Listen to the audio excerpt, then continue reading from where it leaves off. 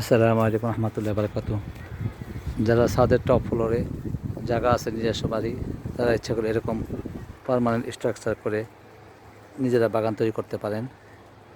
ছোটো ছোটো রঙের ড্রামগুলোতে বেগুন গাছ, টমেটো গাছ লাগাতে পারেন।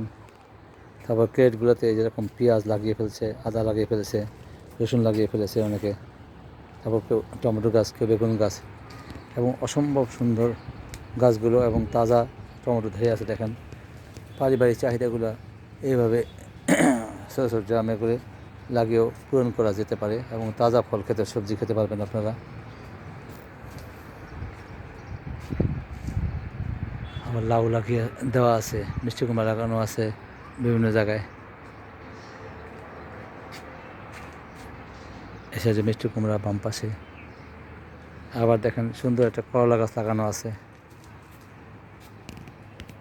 এই যে ড্রামটা কেটে ফ্রেম ফ্রেম তৈরি করে বসানো আছে এবং এর ভিতরে করলা গাছ লাগিয়ে দিছে, মাচা করে দিছে, সে মাচার মধ্যে করলা গাছ বাইতেছে।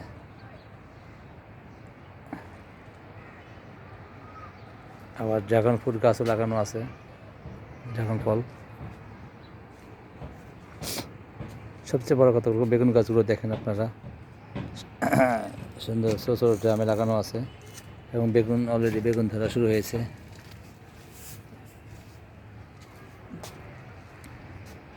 আর এই সমস্ত বড় সিমেন্টের বড় টবগুলোতে একদিকে লাগিয়ে দেওয়া আছে টমেটো, আবার ফাঁকে ফাঁকে লাউ গাছ লাগিয়ে দেওয়া আছে। লাউ ধরা শুরু হয়ে গেছে, লাউ ধরা শুরু হয়ে গেছে। হয়তো বা কিছু লাউ আগে বড় হয়ে গেছে, সেগুলো খেয়ে ফেলেছে, বড় হয়েছে যেগুলো, এবং ধীরে ধীরে মাথার দিকে সামনের দিকে আগাচ্ছে লাউ গাছগুলো।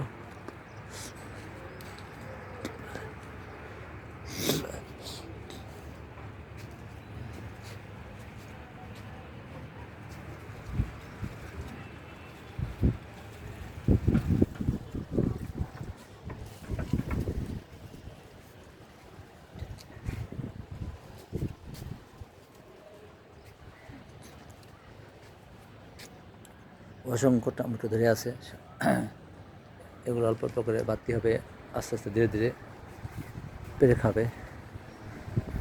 এবং দেখতেছেন অনেক বড় বড় টমেটো, এবং এগুলো আরও বড় হবে।